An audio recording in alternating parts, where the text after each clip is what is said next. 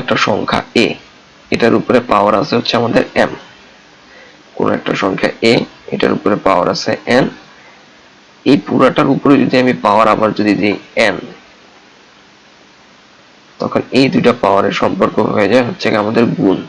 তাহলে আমরা লিখতে পারবো e to the power m into n, বা এটাকে আমরা কিভাবে লিখি e to the power mn। কি বললাম, কোন একটা সংখ্যা a, তার উপরে পাওয়ার যদি থাকে m, এবং এই পুরাটার উপরে যদি পাওয়ার থাকে n, তখন এই যে দুইটা পাওয়ার আছে এই দুইটা পাওয়ারের সম্পর্ক হয়ে যায় হচ্ছে আমাদের গুণ। তাহলে আমরা লিখতে পারবো e to the power m into n। এটার উপরে যদি বেস করে আমরা একটা एग्जांपल দিই, 2 টু দি পাওয়ার 3 আর এখানে দিলাম হচ্ছে 2। তাহলে এই যে 3 আর 2 এদের সম্পর্ক কি হয়ে যাবে, এদের সম্পর্ক হয়ে যাবে হচ্ছে আমাদের গুণ। 3 ইন্টু 2, 2 টু দি পাওয়ার 6।